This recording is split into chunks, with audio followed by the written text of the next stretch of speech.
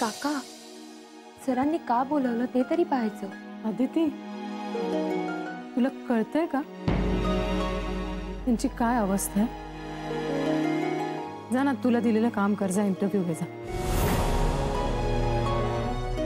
रजनी, माझं सरांशी बोलणं झालंय.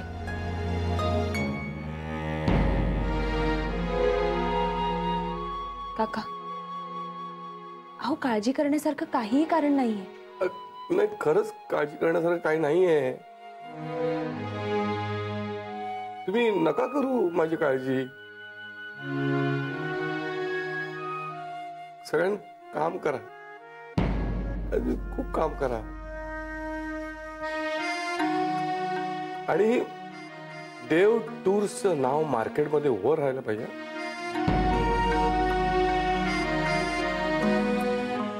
आपण कंपनीसाठी खूप केलंय आणि कंपनीनेही आपल्यासाठी खूप केलंय. सारखी बॉस आपल्याला कधी मिळाली नसती. खूप खूप केलंय कंपनीने. माझ्या जाण्यानं जर कंपनीचं भलं होणार असेल तर त्यात वाईट काय वाटायचंय.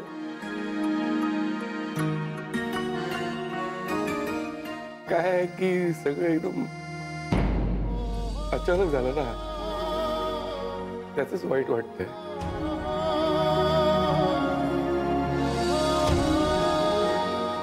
पण काय हरकत नाही.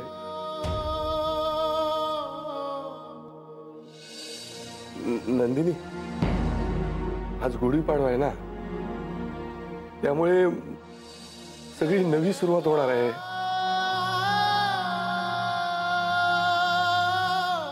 आणि नवी सुरुवात होणार असेल तर मग जुन्याला पूर्ण विराम द्यायला लागतो ना.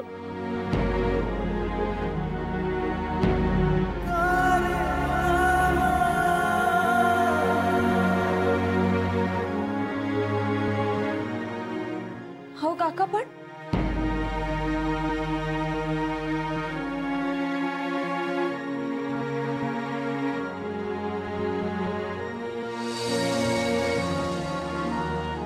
मिस्टर अरविंद, मिस आदितीने तुम्हाला सगळं काही खरं सांगितलं असेल. तुमच्याशी ते आत्ता बोलत पण होते. पण तरी मी तुम्हाला सांगतो,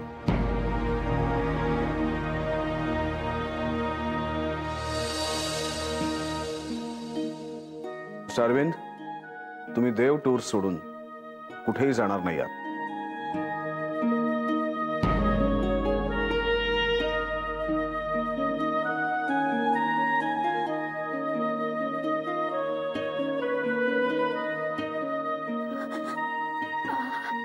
अरविंद, तुम्ही सरांनी काय सांगितलं ऐकलत का?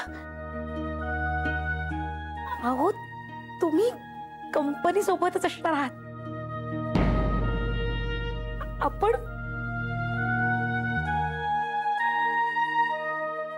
आपण सगळे सोबत असणार आहोत अरविंद.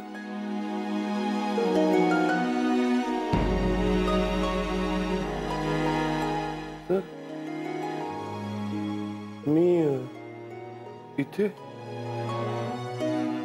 होय अरविंद, तुम्ही इथेच काम करणार आहात. पण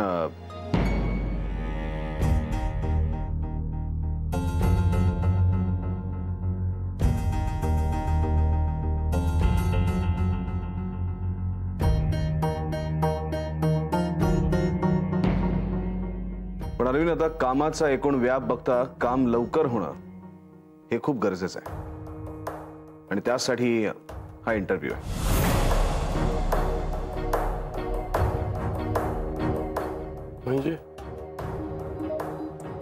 म्हणजे अकाउंटंट म्हणून इथे दुसरी व्यक्ती येईल, पण तुम्हाला दुसरं काम दिलं जाईल.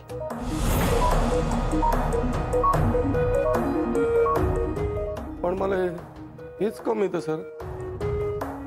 कारण यांच्यासारखं प्रेझेंटेशन देऊन क्लायंट्सना मला नाही हँडल करता येणार. ठीक आहे, मग आपण असं करूया, आपण जो अकाउंटंट ठेवू त्याच्यावर सुपरविजन करण्याचं काम तुम्ही करा. तो सगळं नीट करतोय का नाही हे तुम्ही बघा. आणि असंही तुम्हाला आपल्या सगळ्या क्लायंटची माहिती आहे. मला खात्री आहे की हे काम तुम्ही नक्की चांगलं करू शकता. नाही सर, मला हे काम नाही जमणार.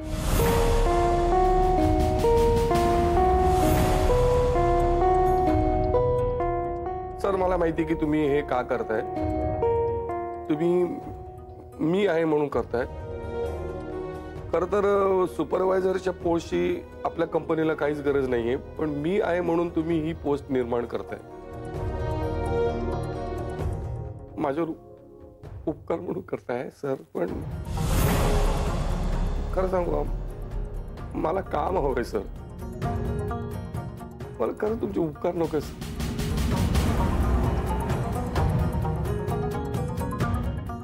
सर मी उपकार ओझ नाही झेलू शकणार सर. माझं मन आहे ना, माझं मन मला सतत खात राहील आणि मग या सगळ्यांमध्ये राहून मी असं एकटा राहीन सर.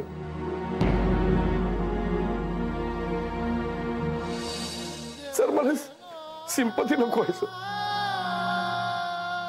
सर तुम्हाला जर वाटत असेल ना मी काही कामाचं नाहीये तर सर तुम्ही मला काढून टाका, पण सर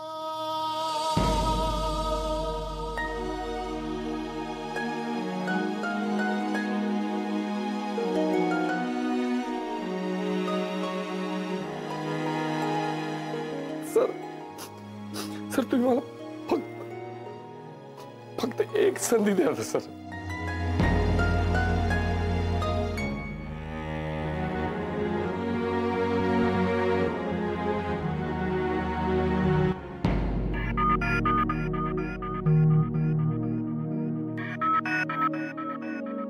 तुमचा इंटरव्ह्यू पाहिलाय.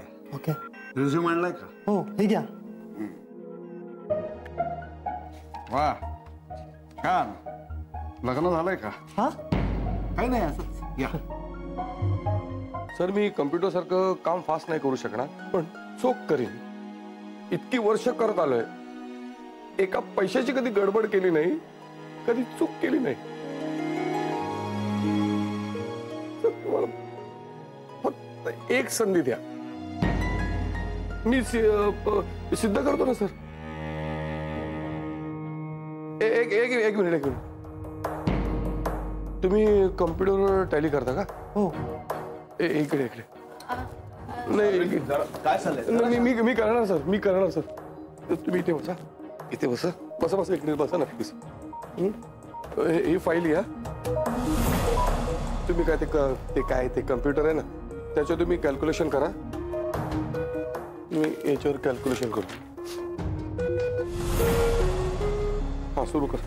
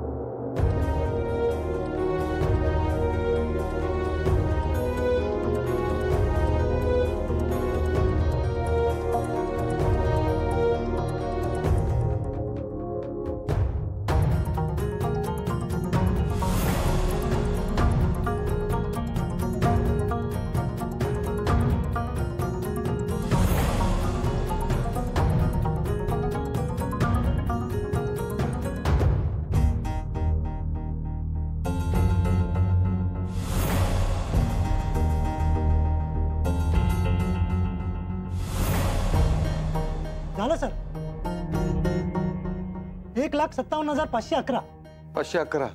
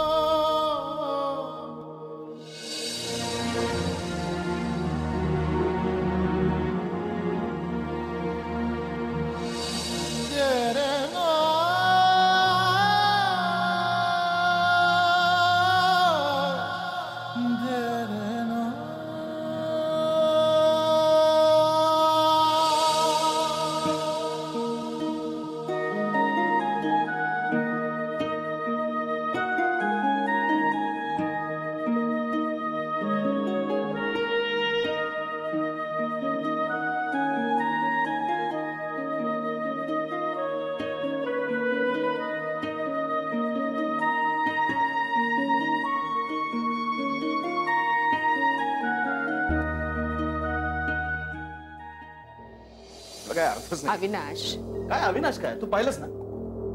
अहो तू सांगितलंस म्हणून मी त्यांच्याशी बोलायला गेलो, त्यांना समजावायला गेलो, पण माझं काही ऐकलं नाही. पाहिलंस कसे वागले. जरा शांत हो. अरे तुझ्या निर्णयामुळे धास्तावले असतील अरविंद, म्हणून. म्हणजे आपल्या ऑफिसमध्ये आपण टेक्नॉलॉजी आणायची नाही. आता जे चालू आहे, जसं चालू आहे तसंच चालू राहिलं पाहिजे. नाही रे, तसं नाही म्हणायचंय मला. मग पण अरविंद असं का वागले ते जरा समजून घे ना. आपण आपल्या कामामध्ये किती चोख आहोत हेच दाखवून द्यायचं होतं ना त्यांना. सगळं कॉम्प्युटराइज होणार म्हटल्यावर इन्सिक्युअर वाटलं त्यांना. त्या टेन्शनमुळे असं वागले. नाही, मी त्यांच्या वागण्याचं समर्थन करत नाहीये, पण त्यांच्यासाठी हे किती अचानक घडलं याचा तर विचार करतो. त्यांच्या मनाची तयारी तरी होती का रे. आणि अविनाश, तुला एक सांगू का, जुनी माणसं अशीच असतात. म्हणजे आजच्या तरुण पिढीसारखं एकदम प्रॅक्टिकली विचार नाही करता येत रे त्यांना. त्यांना प्रत्येक गोष्टीमध्ये भावना खूप महत्वाची वाटते. आपल्या जागी दुसरं कोणीतरी येणार हा धक्का खूप मोठा होता अरविंदसाठी. म्हणून मला असं वाटतं की त्यांना जरा समजून घेतलं पाहिजे.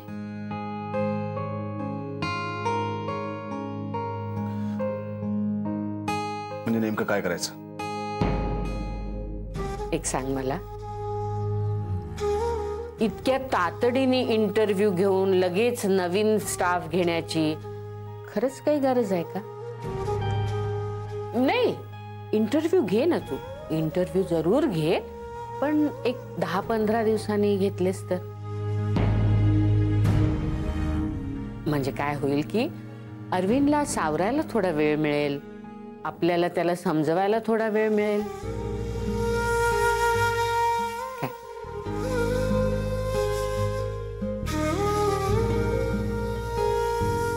तू म्हणतेस म्हणून त्याला 15 दिवसांची मुदत देतो. गुड.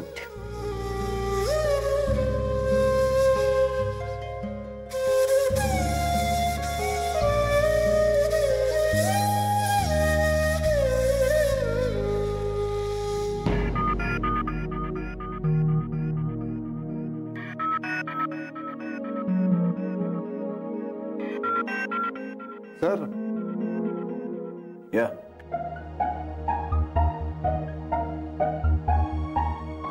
सर, सुरू करूयात का इंटरव्ह्यू. कशाला. असंही आता प्रूव्ह झालंय आपल्याला आता हुशार शिवाय टेक्नॉलॉजीचा वापर करणाऱ्या माणसांची गरज आहे. तुम्ही म्हणत असाल तर आपण थोड्या वेळाने इंटरव्ह्यू घेऊ. नवरे, त्या सगळ्या कॅन्डिडेट्सना सांगा इंटरव्ह्यू साठीची 15 दिवसानंतरची तारीख कळवली जाईल. पण सर, एवढे सगळे परत पाठवणं म्हणजे. नवरे, तुम्हाला सांगितलेलं कळत नाही. 15 दिवसानंतर त्यांना वेळ द्या. या.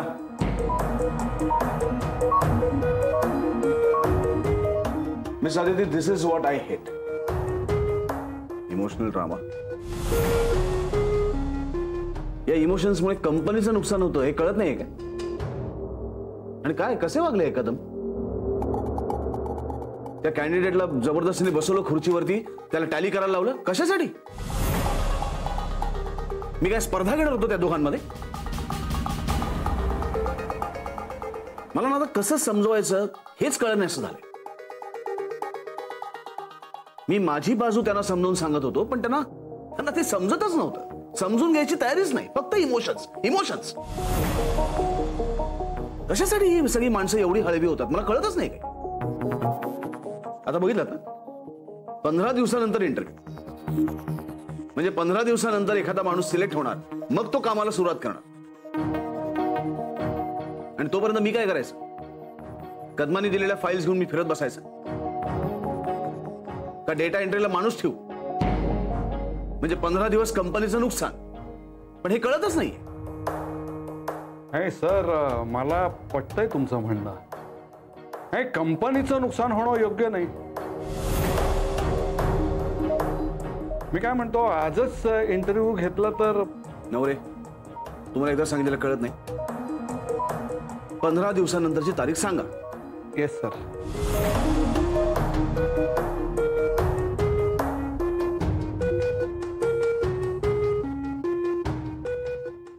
बोलायचं? Thank you sir. कशासाठी? तुम्ही कदम काकांना 15 दिवसांची मुदत दिल्याबद्दल. मिस दाभोळकर, 15 दिवसात असं काय होणार आहे? फक्त दिवस पुढे जातील, परिस्थिती आहे तशीच राहणार. नाही सर, 15 दिवसात परिस्थिती नक्कीच बदलेल. कदम काका कम्प्युटर नक्की शिकू शकतील. Thank you so much sir.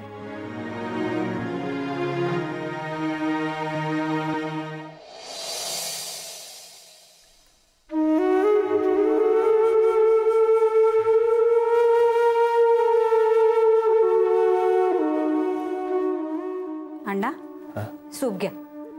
हो, ही बॅग जरा इथे ठेवतो. अहो अण्णा, अशी दगदग करू नका, नाही तर तुमची सून मला ओरडेल, काळजी घेत नाही म्हणेल. नाही हो, असं काही म्हणणार नाही ती. तिला ठाऊक आहे तुम्ही किती काळजी घेता माझी ती. हो ना, मग जायची एवढी घाई का तुम्हाला? आज माझा मोठा मुलगा येतोय ना परत. मग उद्या जय आणि आदिती मला विरारला नेऊन सोडतील. मग उद्या धावपळ नको ना, म्हणून आजच आवरून ठेवतोय. हो, पण आता बास झालं. उरलेली तयारी आदिती करेल नंतर. तुम्ही आधी सूप घ्या बरं, थंड होईल ते. हो.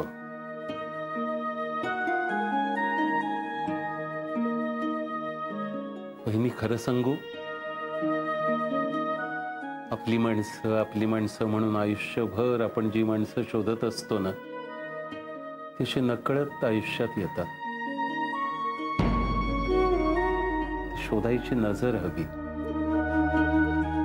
रक्ताच्या नात्यापेक्षाही जवळची असतात ती.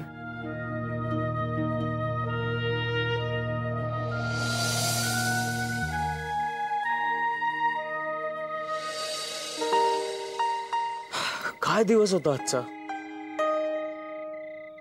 आज गुढीपाडवा आणि नवीन वर्षाची सुरुवात ही अशी काहीतरी होईल याचा विचारही केला नव्हता. हो ना, अरविंद काकांची अवस्था बघवत नव्हती रे. खूप अटॅचमेंट आहे त्यांची या कंपनीशी आणि त्यांना हे सगळं सहन करणं शक्य नव्हतं. मला असं कुठेतरी वाटत होतं की सर अरविंद काकांना नोकरीवरून नाही काढणार, पण अरविंद काका इतके हायपर झाले होते की त्यांच्या जागी इतर कोणीही असतं ना तरी असंच रिॲक्ट झालं असतं आधी.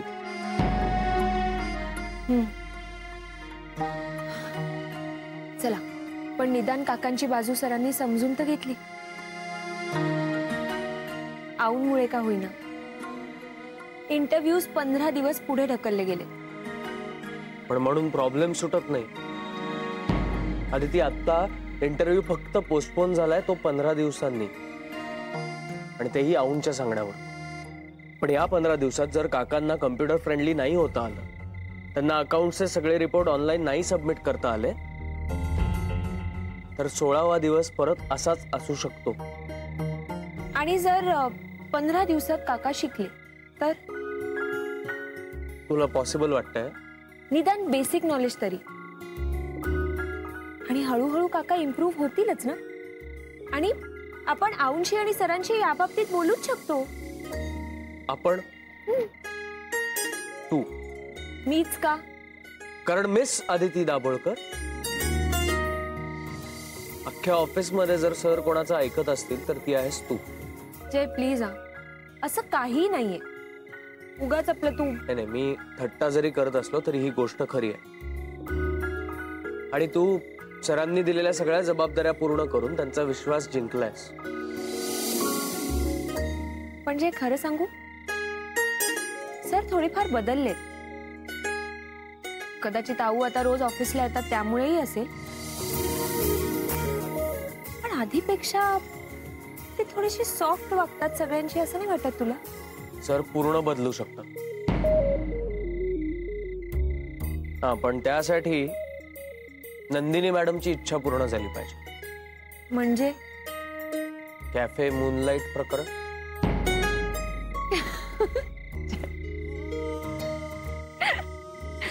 बापरे.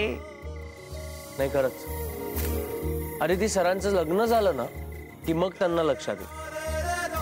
ऑफिसमध्ये आपण जरी बॉस असलो तरी घरामध्ये बायकोच आपली बॉस असते. जय.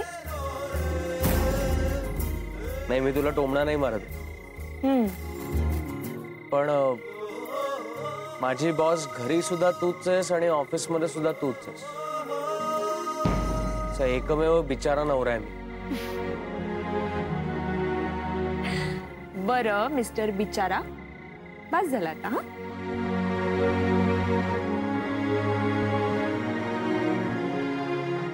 पण जय, आऊ सरांना पुन्हा कॅफे मूनलाईट मध्ये घेऊन गेला तर? आऊ आणि सरांचं मला माहित नाही, पण आपण दोघं एकत्र कॅफे मूनलाईटला जाण्याची हिंमत नाही करायची.